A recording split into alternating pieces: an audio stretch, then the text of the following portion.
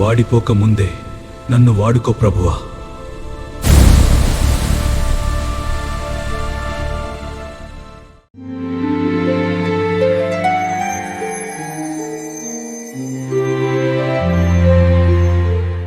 మన ప్రభువును మన రక్షకుడు అయిన యేసుక్రీస్తు నామమున అందరికీ వందనాలు, దేవునికి స్తోత్రాలు. కృపగలిగిన దేవుడు, మనలను ప్రేమిస్తున్న తండ్రి,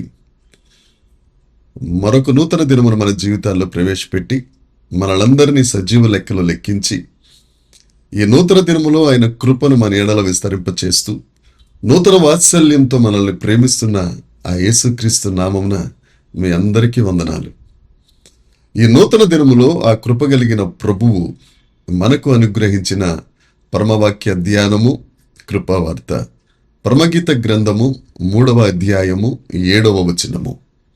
ఇదిగో సొలొమోను పల్లకి వచ్చుచున్నది, 60 మంది శూరులు దానికి పరివారము, వారు ఇజ్రాయేలీలలో పరాక్రమశాలులు, వారందరూ ఖడ్గదారులు, యుద్ధ వీరులు.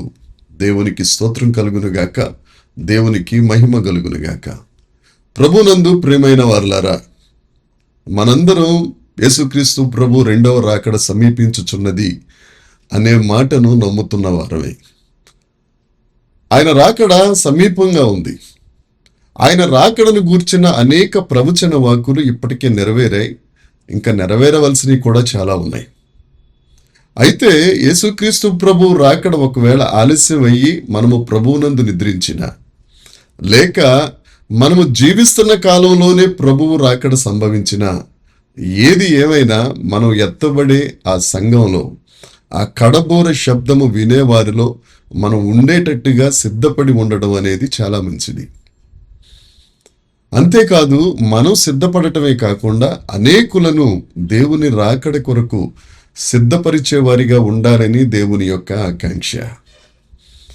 ఈ వాక్యాన్ని వింటున్న మీ అందరికీ ఒక దేవుని సేవకునిగా తెలియచేయుచున్న విన్నపమేమనగా, కాలం సమీపించింది.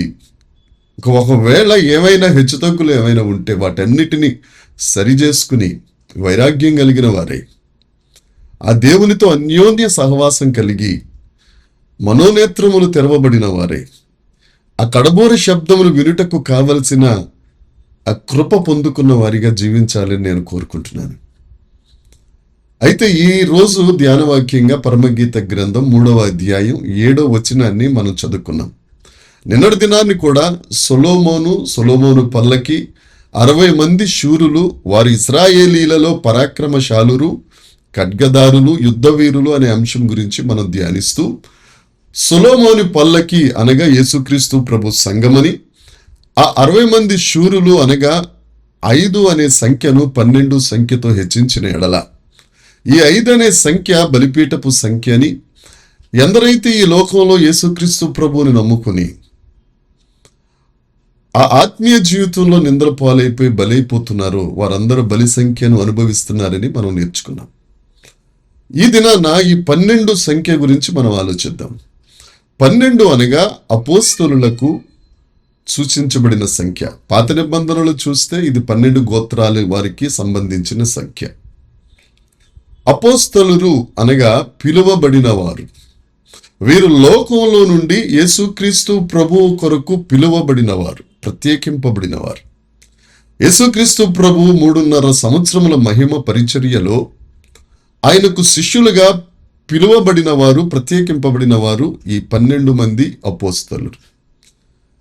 ఈ 3.5 సంవత్సరముల పరిచర్యలో దేవుని శిష్యుడైన యేసుక్రీస్తు ప్రభు శిష్యుడైన పేతురు గారు అంటారు, మత్తయి సువార్త 19వ అధ్యాయం 27వ వచనాన్ని చూస్తే, యేసుక్రీస్తు ప్రభువా, నీ కొరకు మేము సమస్తాన్ని విడిచిపెట్టాం, కుటుంబాలు విడిచిపెట్టాం, భార్యలను విడిచిపెట్టాం, పరిస్థితులన్నింటినీ విడిచిపెట్టి మిమ్మల్ని వెంబడిస్తున్నాం.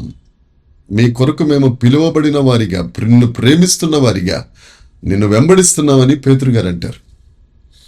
ఈ పిలువబడిన వారు పిలిచిన దేవుని మీద, ఆ పిలిచిన పిలుపు మీద, ఆ పిలిచిన పిలుపు యొక్క పని మీద, ఆ పిలుపు వలన, ఆ పని వలన వచ్చే శ్రేష్టమైన ఆశీర్వాదముల మీద మనసు పెట్టిన వారై, యేసు ప్రభువును ప్రేమించిన వారిగా, లోకం నుండి పిలువబడిన వారే యేసుక్రీస్తు ప్రభు కాడిని తరువాతి దినాలలో వారు మోసినట్లుగా మనం చూడగలుగుతాం.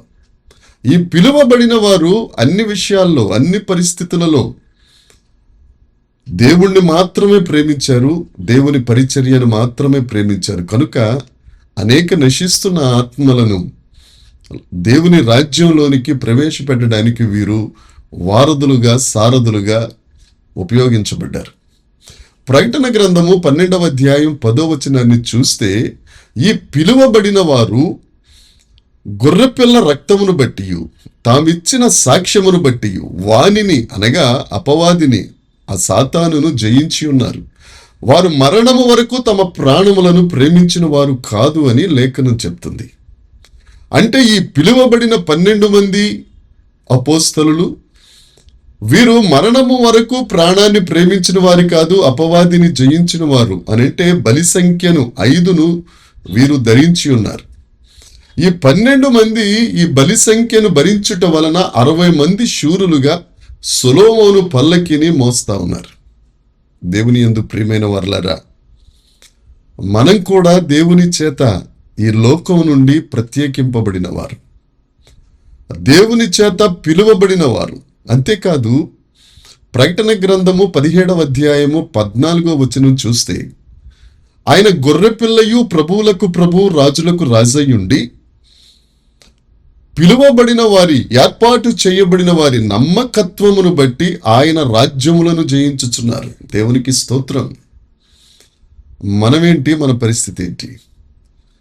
ఈ లోకం నుండి మనల్ని ఆయన పిలుచుకుని, ఏర్పాటు చేసుకుని, ఆయన నమ్మకత్వాన్ని మనకు అనుగ్రహించి ఆ బలి సంఖ్యను భరించుట వలన పిలువబడిన మనం అపోస్తలులుగా ఆ 12లో చేరి ఆ హెచ్చింపబడిన వారమై ఆ సొలొమోను పల్లకిని మోయుటకు శూరుల లెక్కలో మనము లెక్కించబడుతున్నాం. దేవుని యందు ప్రియమైన వారలారా, వినయ భయభక్తులతో ఒక మాట చెప్తున్నాను. మనకైతే ఆ సొలొమోను పల్లకిని, యేసుక్రీస్తు ప్రభు యొక్క సువార్త పరిచర్య అనే సంఘాన్ని మోయటానికి అర్హత లేదు, యోగ్యత లేదు.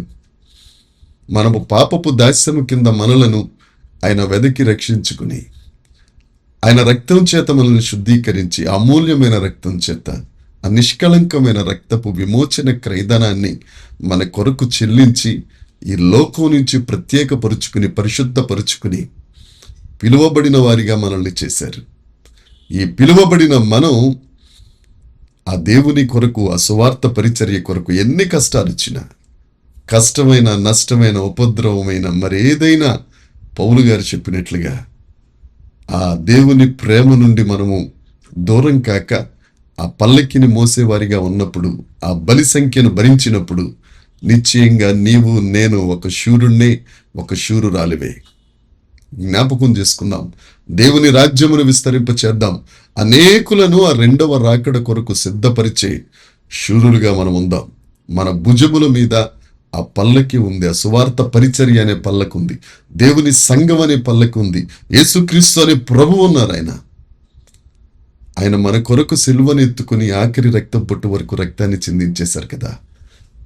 ఆ యేసుక్రీస్తు ప్రభువును మన భుజముల మీద ఎత్తుకుని లోకంలో ఊరేగిద్దాం. ఆ సొలొమోను పల్లకిని విజయోత్సాహంతో ఊరేగిద్దాం. దేవుని రాజ్యాన్ని విస్తరింపచేద్దాం. దేవుడు ఈ మాటలు మనందరి వినికిడిలో దీవించునుగాక. దేవుడు ఈ మాటలను ప్రతి ఒక్క హృదయంలో ముద్రించునుగాక. అట్టి కృప దేవుడు మనకు అనుగ్రహించినందుకు దేవుడిని స్తుతిస్తూ చిన్న మాట ప్రార్థన చేద్దాం. పరలోకమందున్న మా తండ్రి, పరిశుద్ధుడా, కృప కలిగిన దేవుడా, జీవము కలిగిన మహారాజా, నీకు స్తోత్రం. ఈ లోకం నుంచి మమ్మల్ని ప్రత్యేకపరుచుకున్నారు, పిలుచుకున్నారు, మమ్మల్ని ఏర్పాటు చేసుకున్నారు, నీకు నమ్మకస్తులుగా ఉండడానికి కృప చూపిస్తున్నారు.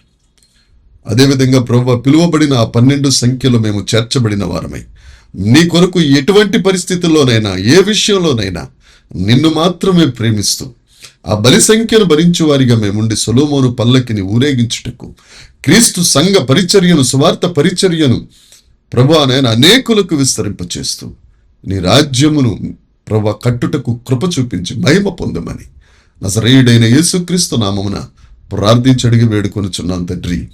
ఆమేన్. దేవుని కృప మనందరికీ తోడై ఉండునుగాక. దేవుడు మిమ్మల్ని దీవించునుగాక. ఆమేన్.